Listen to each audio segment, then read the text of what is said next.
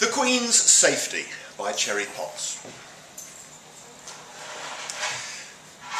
Beatrice is sitting in the garden under a tree, playing with the horn cups that fit so neatly inside one another and can be made to stack into towers so delightful to knock down. The cups are scattered across the rug her playmate brought to protect them from the damp. The playmate is saying something about when she was a child. Beatrice cannot imagine that Hester was ever a child, great hulking thing, but her breasts are warm and accommodating, so she nods as though she understands and begins to gather the cups together. Then the man arrives and makes her playmate cry. Why are you crying?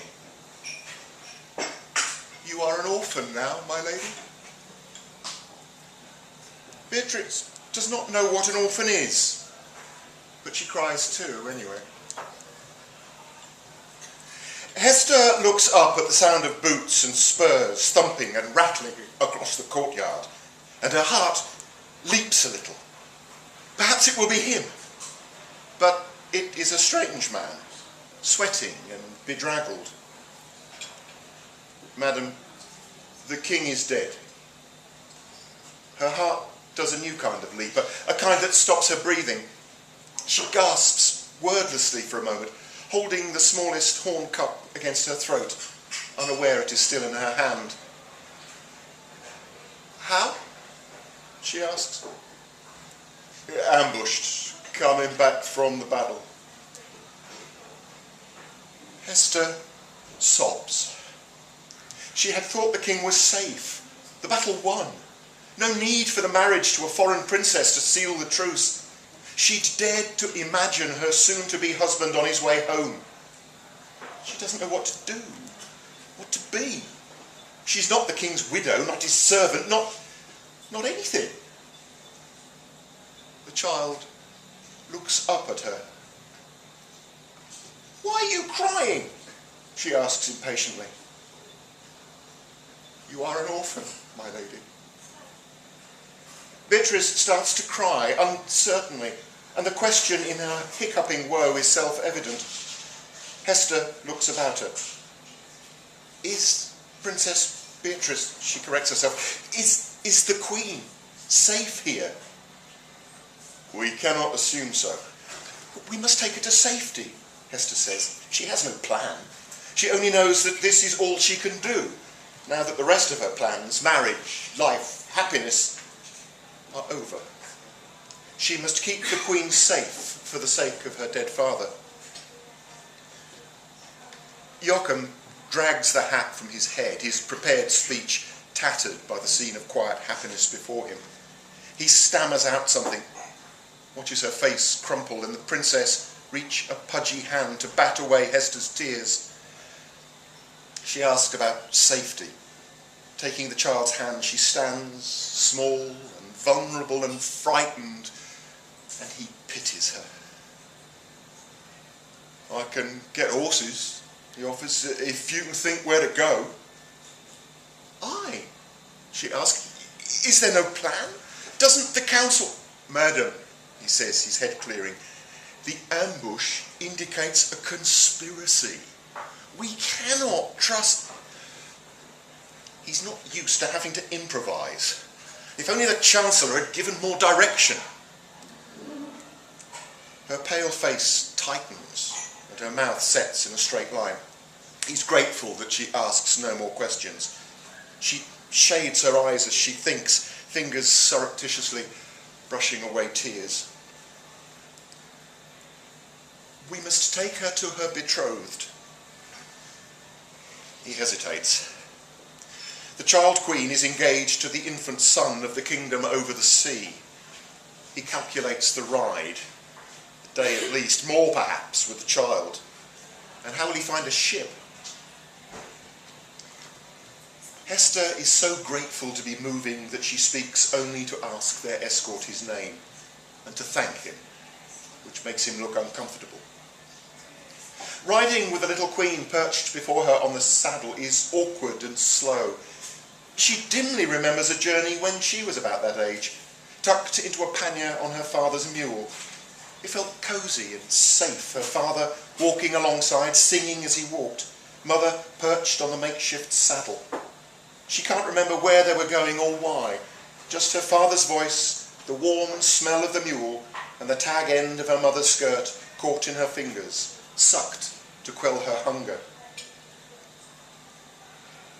Joachim can see Hester's tiring, even though they've taken it in turns to carry the child, who is wrigglesome and impatient. "We should find somewhere for you to rest," he says, thinking of hedges or barns. She shakes her head. "If we keep on to the river, there is someone I know." That worries him. Will someone she knows keep quiet? But if she stays, he can ride on to the port, meet with the Chancellor's agent, find a ship. Beatrice is tired beyond crying, but somehow she cannot abide the idea of sleep. She twists in her playmate's arms, hating her for this tedious journey. She whimpers indignantly as she's carried into the warmth of a dark room. Gladly, she holds her hands out to the pretty fire. An old woman makes a disapproving noise, and a rush screen is placed between her and the flames. She kicks it furiously, but it's heavy and will not shift. She is hauled into her playmate's arms, buried in her skirts. She pulls at the strings of beads and the ties of her shift, but her fingers are slapped away. Beatrice takes a startled breath. Her playmate has never hit her, never spoken anything but kind words. The dam of exhaustion breaks, and she sobs, great gouts of rage and confusion. Hester takes the Queen on her lap and stares at the fire screen. She remembers as a child watching the flames through its weave, little glances of heat and danger. She remembers knocking it into the fire once and the edge catching. She glances. The damage is long mended. Only a slight unevenness in the pattern shows her transgression. She pushes Beatrice's hand away impatiently. She can't believe her mother didn't recognise her until she said, "Martha, it's me, Hester." She doesn't think she is so changed, or that a handsome gown and well-dressed hair make so much difference. But with all her ambition coming to nothing, this poky little hovel with its treasured screen looks settled, safe, and recognition and welcome matter to her suddenly.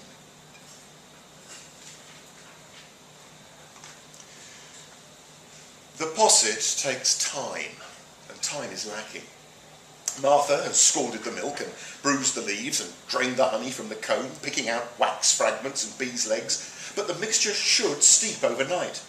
She mashes the mixture to hurry it along, although she knows it will not help. It tastes still green, the muskiness of long steeping is missing. The milk has not taken up the humour of the herb. She adds more honey, but this is a brutish mixture, sour and sharp. Not even nutmeg will see it right. She wonders whether it might do active harm.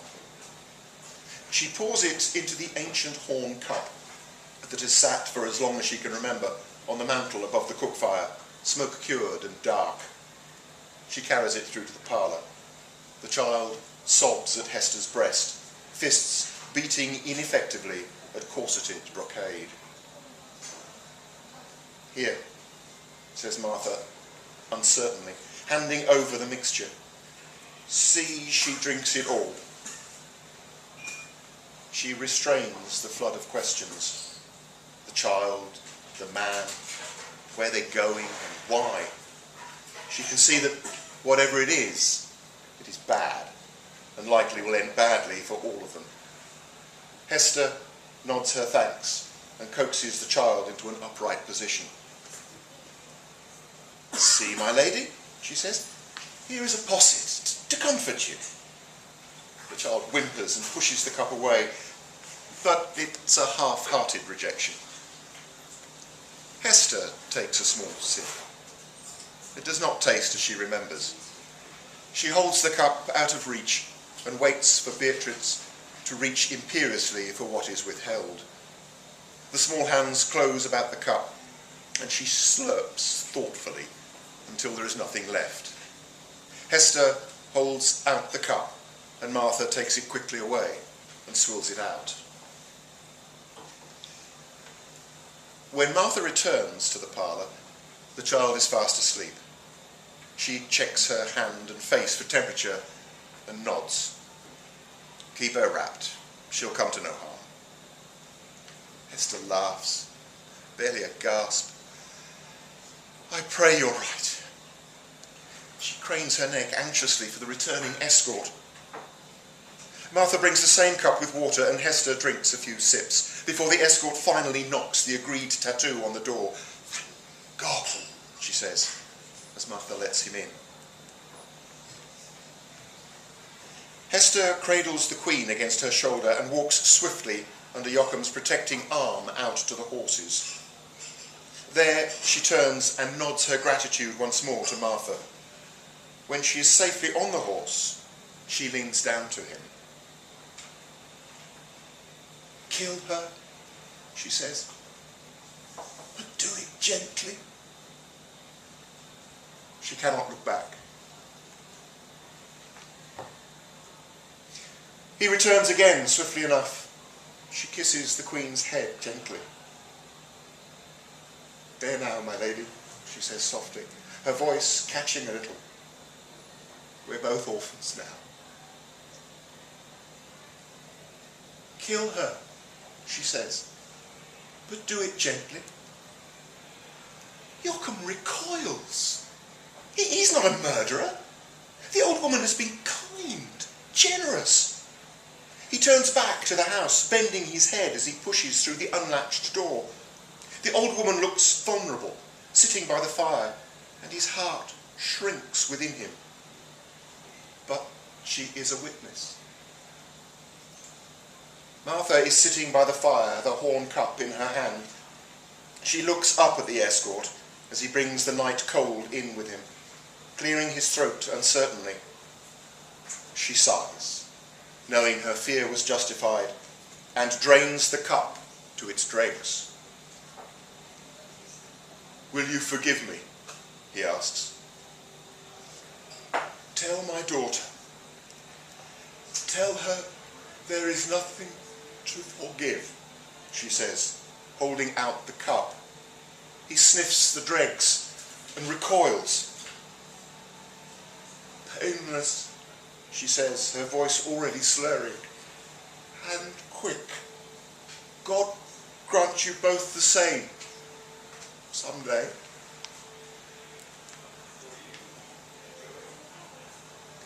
The king walks through his apartments, not believing what he's been told. She has to be here somewhere. It is a tasteless jest to claim that his beloved Hester has stolen his daughter away. He will scold the pair of them heartily when he finds which cupboard they're hiding in.